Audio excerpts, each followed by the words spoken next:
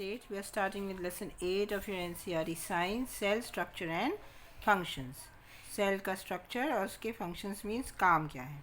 You have already learned that things around us are either living or non-living. Further, you may recall that all the living organisms carry out certain basic functions. Can you list these functions? What do the living things carry out? Some of the basic functions which they carry out are growth and development, movement, nutrition, respiration, excretion, reproduction, etc. Sometimes they move or sometimes they might not move, like in plants. They don't move from one place to another, but they do grow. So these are the living things carry out these functions. Different sets of organs perform the various functions. So you have listed. In this chapter you shall learn about the basic structural unit of an organ, which is the cell. किसी भी organ को बनने के लिए basically क्या चाहिए होती है? सेल. जैसे मकान के लिए ब्रिक चाहिए, वैसे ही एक ऑर्गन को बनाने के लिए सेल चाहिए. सेल होती है और एक बहुत सारे ऑर्गन्स मिलके एक सिस्टम बनाते हैं, जैसे respiratory system, circulatory system, skeletal system and digestive system, excretory system, reproductive system and so on. So cells may be compared to bricks which are assembled to make a building. So cells are assembled to make the body of an organism. अब कई तरह के organisms हैं nature में, हम वो पढ़ेंगे कैसे कौन कौन से हैं. तो डिस्कवरी कैसे हुई सेल की? Robert Hooke, HOOKE, Robert Hooke in 1665 observed slices of cork under a simple magnifying device. Cork cells देखी. कॉर्क जानते हैं ना, अब जो डार्ट होती है जो कि बोतलों के मुंह पे लगी रहती है, तो वो एक पेड़ की ही पार्ट होती है. तो उसने उसको मैग्नीफाइंग डिवाइस से देखा. Cork is a part of the bark of a tree. He took thin slices of cork and observe them under microscope. Microscope के नीचे देखा उसने स्लाइसेस ऑफ कॉर्क को. ही नोटिस्ड पार्टीशन बॉक्सेस और compartments in the cork slice. उसको partition किए हुए, जैसे ये ब्रिक्स हैं इस तरह की, उसको ये पार्टीशन कंपार्टमेंट्स मिले. और ये एक ओनियन का पील है. आपने ये प्याज जो होता है ना, उसमें एक छिलका होता है ट्रांसपेरेंट सा पतला सा, उसको कभी निकाल के स्टेन करके उसको अगर हम ग्लिसरीन में रख के माइक्रोस्कोप के अंदर देखते हैं तो हमको इस तरह की सेल्स दिखाई देती हैं उसमें, कंपार्टमेंट्स लंबी लंबी. और एक याद रखिए, कोई भी लिविंग सेल जो होगी उसमें एक न्यूक्लियस ज़रूर होगा. ये यहाँ पे एक जो गोल सा स्ट्रक्चर दिख रहा है, ये उसका न्यूक्लियस है उसका. और बहुत सारे स्ट्रक्चर होते हैं जो ऑर्डिनरी माइक्रोस्कोप में नज़र नहीं आते, इलेक्ट्रॉनिक माइक्रोस्कोप में नज़र आते हैं. कई लाख गुना करके दिखाता है. तो these boxes appeared like a Honey com. जैसे छत्ता होता है ना ये मधुमक्खी का, उस तरह का था ये. He also notice that one box was separated from the other by a wall और अ पार्टीशन. एक बॉक्स दूसरे से वॉल से सेपरेटेड था. Hook coined a term cell for each box. उसने हर एक पार्ट को नाम दिया cell. What Hook observed as boxes or cells in the cork were actually dead cells. तो ये जो उसने कॉर्क की सेल्स देखी थी वो डेड थी. They were not living. सूखा हुआ था वो. Cells of living organisms could be observed only after the discovery of improved microscopes. Very little was known about the cell for the next 150 years after Robert Hooke's observations. Today we know a lot about cell structure and its functions because of improved microscopes having high magnification. तो 10 लाख गुना तक बढ़ा के दिखाती है ये electronic microscope से होते हैं. तो बहुत छोटे से छोटा स्ट्रक्चर भी उसमें नज़र आ जाता है. अब what is a cell? Both bricks in a building and cells in the living organisms are basic structural units. जैसे ब्रिक है बेसिक स्ट्रक्चरल यूनिट, वैसे ही सेल भी है. The buildings although built of similar bricks have different design, shapes and sizes. अब BRICS भी सब एक सी तो नहीं होती ना, कोई अलग अलग आकार की भी हो सकती हैं, छोटी भी हो सकती हैं, बड़ी भी हो सकती हैं. इसी तरह सेल्स जो हैं वो भी अलग अलग शेप्स और साइजेस या डिज़ाइंस की होती हैं. And so in the living world organisms differ from one another but all are made up of cells. हालांकि हैं अलग अलग उनका साइज़ और शेप, मगर बने हुए सब किससे हैं? सेल्स से हैं. Cells in the living organisms are complex living structures unlike non-living bricks. लेकिन हम ब्रिक से कंपेयर तो कर रहे हैं, लेकिन सेल्स जो हैं बहुत ही कॉम्प्लेक्स स्ट्रक्चर्स हैं और उसमें बहुत सारे ऑर्गेनल्स होते हैं. और A hen's egg can be seen easily. Is it a cell or a group of cells? It is a cell actually, a single cell. Right? It is a single cell. You know which is the biggest cell in the world? An ostrich's egg. शुतुरमुर्ग का जो egg होता है वो सबसे बड़ी cell होता है. It is a single cell which is surrounded by yolk and then the albumin. But there is a single cell in between which later on develops. If it is fertilized, then it will develop as a chick. The egg of a hen represents a single cell and it's big enough to be seen by the unaided eye. बिना microscope के आप उसको देख सकते हैं. Organisms show variety in cell number, shape and size. जितने organisms हैं वो अब बहुत तरह के सेल नंबर दिखाते हैं, शेप और साइज दिखाते हैं. अब जैसे कुछ अब पढ़ेंगे आप यूनिसेलुलर हैं तो कुछ मल्टी सेलुलर हैं. किसी में एक ही सेल है, किसी में बहुत सारी सेल्स हैं. How do scientist observe and study the living cells? They use microscopes which magnify objects. Stains, dyes are used to color parts of the cell to study the detailed structure. Stains होते हैं dyes जो कि colored material होता है जो उसके अलग अलग ऑर्गेनल को रंग में रंग देता है जिससे हम उसको स्टडी कर सकते हैं. There are millions of living organisms. लाखों हैं जीवित प्राणी. They are of different shapes and sizes. Their organs also vary in shape, size and number of cells. Let us study about some of them. लाखों तरह के organisms हैं, उनकी जाने कितने टाइप की सेल्स हैं उनके अंदर. तो हम देखते हैं कि नंबर ऑफ़ सेल्स की बेसिस पे हम ऑर्गेनिजम्स को कैसे बांट सकते हैं. तो एक बहुत बड़े पेड़ में या एक बहुत बड़े जानवर में जैसे एलिफेंट है, कितनी सेल्स होंगी? Millions and billions, billions and trillions, कई करोड़ और 100 करोड़ों में होंगी. ह्यूमन बॉडी जो है उसमें भी बहुत सारा, उसमें जाने कितनी सेल्स होती हैं जो गिनी नहीं जा सकती, जो अलग अलग शेप और साइजेस की होती हैं. और ये अलग अलग सेल्स जो हैं अलग अलग काम करती हैं. They perform different functions. So what is a billion? 100 crore. So what is, how much is a crore? सी,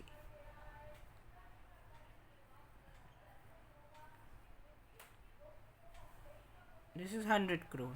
ठीक है. And this is 1 billion. 1 billion और 1000 मिलियन. ठीक है. How many zeros are there in it? 1 2 3 4 5 6 7 8 9 zeros are there. So this is equal to 1 billion or 100 crore. The cells might be even more than that, right? They might be a billion or 1,000 billions. Use 3 zeros more. So unlimited. We won't be able to count them, but they are there. So organisms which are made of more than one cell are called multicellular. Multi means many, cellular means cell. Organisms. The number of cells being less in smaller organisms does not in any way affect the functioning of the organisms. छोटा है organisms, काम उसके वही efficient रहते हैं. You will be surprised to know that an organism with billions of cells begins life as a single cell. वो चाहे elephant हो, चाहे ऑस्ट्रिच हो, डायनासोर हो, उनकी जो ज़िंदगी शुरू होती है वो एक सेल से शुरू होती है. जो फर्टिलाइज्ड एग सेल होती है जिसको जाइगोट बोलते हैं, we call it zygote, ZYGOTE. वो मल्टीप्लाई करता है और नंबर ऑफ़ सेल्स बढ़ती चली जाती है जैसे जैसे डेवलपमेंट होता चला जाता है. अब कैसे एक छोटा सा बच्चा इतना बड़ा हो जाता है? उसकी सेल्स मल्टीप्लाई करती हैं. वो कोई खींच थोड़ी जाता है रबड़ की तरह. उसकी सेल्स में मल्टीप्लिकेशन 1 से 2, 2 से 4, 4 से 8, 8 to 16, 16 to 32, 32 to 64 and a lot of cells are formed. They make different kinds of organs and they perform different functions. How efficient God has made us. If God has made us, how efficiently He has made us. Look at the figure 3A and B. Both organisms are made up of a single cell. The single cell organisms are called unicellular, one cell structure. This is amoeba. See, you can draw this. It is of irregular shape. There is no particular shape. AMOEBA. So this is amoeba, which is unicellular, and as you can see it has got many organelles in it. This is the nucleus and rest of the organelles you'll study about very soon. And this is Paramecium. Paramecium is also a unicellular organism. It has got certain tentacles on the outside of its cell wall, and as you can see, there are chloroplasts as well as a nucleus in it. What is a chloroplast? You will study. So this is Paramecium. Paramecium. Try to draw them in your copy. A single cell organism performs all the necessary functions that multicellular organisms perform. तो single celled में भी जीवन है और उसमें भी वो सारे फंक्शंस होते हैं जो कि मल्टी सेलुलर ऑर्गेनिजम्स में होते हैं, जो आपने पढ़ा ना अभी, movement, respiration, digestion, excretion, reproduction etc. They might not be having a skeletal system. Skeletal system is found only in higher animals like mammals, which are called vertebrates. So a single cell organism like amoeba captures and digests food. ये food को पकड़ता भी है और digest भी करता है, respire करता है, एक्सक्रीट करता है, ग्रो करता है, रिप्रोड्यूस करता है, जो कि सारे काम या फंक्शंस मल्टीसेलुलर ऑर्गेनिजम्स में भी होते हैं. और कौन करता है? हमारे यहाँ हमारे जो बड़े ऑर्गेनिजम्स हैं, जो कॉम्प्लेक्स ऑर्गेनिजम्स हैं, उसमें group of specialised cells perform these functions which are called tissues, and tissues form organs. तो सेल से क्या बनती हैं? एक तरह की सेल्स बनाती हैं टिश्यूज़, और टिश्यूज से क्या बनते हैं? ऑर्गन्स, और ऑर्गन से क्या बनता है? Organ system. Please remember this. So in the laboratory you might see a permanent slide of amoeba and paramecium under a microscope, or you can prepare slides and see them under the microscope. Now let's come to the shape of cells. Are they all roundish or they are of different shapes? So how can you define the shape of amoeba? The shape is irregular. It has no definite shape like other organisms. It keeps on changing its shape, and sometimes it has got these projections, projections. See, these are the projections.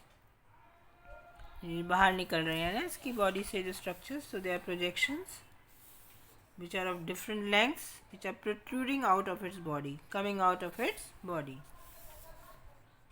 They are called pseudopodia. Pseudo means false, झूठे. Podia means feet, पैर. P is silent in it. Pseudopodia. Pseudopodia. False feet. तो ये झूठे पैर हैं उससे, जिसकी वजह से ये सरकता है, एक से दूसरी जगह जाता है. These projections appear and disappear as amoeba moves or feeds. ये projections कभी बन जाते हैं, कभी गायब हो जाते हैं, जैसे अमीबा आगे चलता है या फिर कुछ खाना वाना खाता है अपना. And what advantage does amoeba derive by change in shape? It can move and it can capture its food. The change in shape is due to formation of pseudopodia, which facilitates means changes the speed, उसको जो है speed को बढ़ाता है movement की, और it helps in capturing the food. Now we have got different kinds of cells in our blood. They are white blood cells, red blood cells, platelets, etc. So white blood cells in human blood is another example of a single cell which can change its shape. But while WBC is a cell, amoeba is a full-fledged organism capable of independent existence. तो WBC यानी white blood cell और amoeba में फ़र्क क्या है? वो भी single cell है, अमीबा भी सिंगल सेल है, लेकिन अमीबा तो इंडिपेंडेंटली एग्जिस्ट करता है. हमारी जो वाइट ब्लड सेल है वो बॉडी में ही एग्जिस्ट कर सकती है, otherwise it will die. So what shape would you expect in organisms with millions of cells? So there are different types of cells which are shown here of different shapes, like blood cells, muscle cells, and nerve of human beings. Different shapes are related to their specific functions. अभी ए क्या है, ये spherical गोलाकार है, red blood cells हैं, RBC. They are RBCs. And then you have spindle shaped muscle cells. Spindle देखिए ना आपने,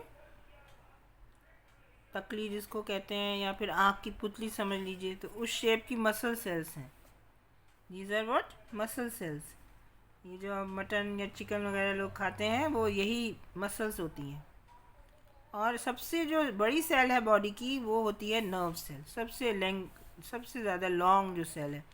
तो उसमें देखिए एक बीच में ये इस तरह से सेल बॉडी कहलाती है उसकी, और उससे निकले हुए छोटे छोटे जो धागे जैसे स्ट्रक्चर हैं, नोन एज डेंड्राइट, DENDRITE. बीच में आपके न्यूक्लियस है इसमें. अब याद रखिए, इसको माइक्रोस्कोप में देखेंगे तो एक सेल में जितने स्ट्रक्चर्स होते हैं, mitochondria, endoplasmic reticulum, Golgi bodies, and then you have some other food vacuoles etcetera, they will be all found in this cell. और यहाँ पे उसका हमने सिर्फ एक स्ट्रक्चर दिखाया है, तो इसमें ये यहाँ पे सिर्फ एक न्यूक्लियस दिखाया गया है. फिर एक बहुत लंबा सा धागे जैसा स्ट्रक्चर है, इसको एक्सॉन बोलते हैं, AXON. उसके ऊपर एक शीट होती है, एक कवरिंग होती है, माइलिन शीट. और बीच बीच में जो आपको नोड्स दिख रहे हैं, they are known as node of Ranvier, RANVIER. तो ये जो है ये एक नर्व सेल है जो सबसे बड़ी सेल होती है. अब इसका काम क्या होता है, ये हर सेल में जाती है और ब्रेन से कनेक्टेड रहती हैं. ये हर तरह की सेंसेशन ब्रेन को पहुंचाती हैं, या हमारे पेरिफेरल नर्वस सिस्टम को पहुंचाती हैं, जो नीचे हमारी जो स्पाइनल कॉर्ड है, जो हमारी वर्टिब्रल कॉलम में रहती है. आप जानते हैं रीढ़ की हड्डी, उसके अंदर एक बहुत बड़ी नर्व होती है, सबसे बड़ी नर्व, उसको हम बोलते हैं स्पाइनल कॉर्ड. तो उससे कनेक्टेड रहती हैं ये सेल्स. ये सारी इन्फॉर्मेशन पहुंचाती हैं वहाँ और वापस लाती हैं जो भी हमें रिएक्शन देना है. गरम लग गया हाथ, तो हाथ में तुरंत हमको पता चल जाता है ब्रेन के थ्रू, या फिर हमारे peripheral nervous system, central nervous system के थ्रू जो ब्रेन से कनेक्टेड है, और पेरिफेरल नर्वस सिस्टम जो स्पाइनल कॉर्ड से कनेक्टेड है. तो जो एकदम इम्पल्सेस आती हैं, जैसे हम बिना सोचे समझे हाथ पीछे खींच लेते हैं गरम, या किसी चीज़ कटने पे कोई शार्प चीज़ है तो पीछे हाथ खींचते हैं, तो that is due to peripheral nervous system. और ब्रेन से जो कनेक्टेड है, जो सोच के हम काम करते हैं, वो ब्रेन से कनेक्टेड होता है थ्रू दिस नर्व सेल्स. सोच के, जैसे आपको पता है एक प्लेट गरम है, तो आप उसको ध्यान से उठाएंगे, है कि नहीं, तो वो सोच के आप काम कर रहे हैं. तो इसके बारे में आप आगे जाके पढ़ेंगे 9th 10th में. तो ये एक बहुत लंबी सेल है और ये ब्रांच्ड होती है. Some are branch like the nerve cell और अ न्यूरॉन. इसको नर्व सेल को और क्या कहते हैं, न्यूरॉन, NEURON. ठीक है, nerve cell is also known as neuron. So what does it do, the nerve cell receives and transfers messages, thereby helping to control and coordinate the working of different parts of the body. तो ये जो है control करती है, coordination करती है. जब आप चल रहे हैं तो बैलेंसिंग क्रिएट करनी, डांस कर रहे हैं तो बैलेंस क्रिएट करना, या आप कहीं बोल रहे हैं तो कैसे बोलना है, ये आपको कोऑर्डिनेशन चाहिए. बॉडी में काम कर रहे हैं आप कहीं भी, तो उसके लिए कोऑर्डिनेशन चाहिए. तो ये नर्व सेल्स जो हैं, इनकी मदद से ये सब होता है. Which part of the cell gives it shape? Components of the cell are enclosed in a membrane. अब जितने भी ये सेल्स होती हैं, उसकी चारों तरफ एक झिल्ली या membrane होती है. This membrane provides shape to the cells of plants and animals. Cell wall is an additional covering over the cell membrane in plant cells. अब plants और animal cell में फ़र्क क्या है? Plant cell में जो है एक cell wall बनी हुई होती है cellulose की, जिसकी वजह से आप जानते हैं ना plants कुछ hard होते हैं, जबकि एनिमल टिश्यूज़ नरम होते हैं, क्योंकि उनमें सेल वॉल नहीं होती, सिर्फ सेल मेम्ब्रेन होती है. दोनों में सेल मेम्ब्रेन होती है, याद रखिए, प्लांट सेल में भी और एनिमल सेल में भी, जो प्रोटीन्स की बनी हुई होती है. तो ये दोनों में होती है, लेकिन सेल वॉल सिर्फ प्लांट सेल में होती है. तो उससे क्या होता है, प्लांट सेल्स को शेप मिलता है, रिजिडिटी, थोड़ा हार्ड हो जाती हैं वो. Bacterial cell also has a cell wall. ये बैक्टीरिया जितने हमें बीमारियां क्रिएट करते हैं, बहुत सारे बैक्टीरिया, उनमें भी एक सेल वॉल होती है.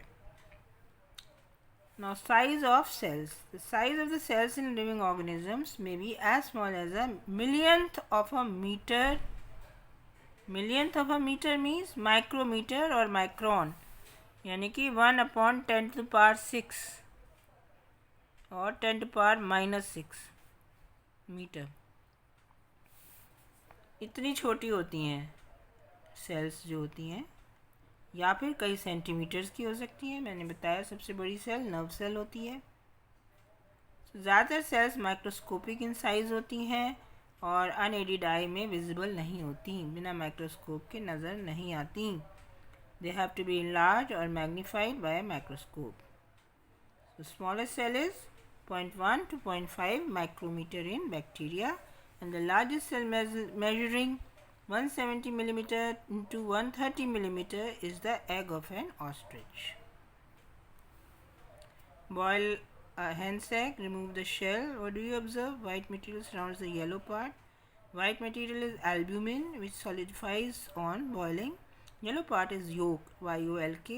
It is a part of the single cell. You can observe the single cell without any magnifying device. So, are the cells in an elephant larger than the cells in a rat? No, they are all of the same size. It has no size and no relation with the size of the body of the animal or plant. It is not essential that the cell in the elephant is bigger than those of a rat. Size of the cell is related to its function. For example, nerve cells both in the elephant and rat are long and branched. मैंने बताया, they perform the same function and that of transferring messages.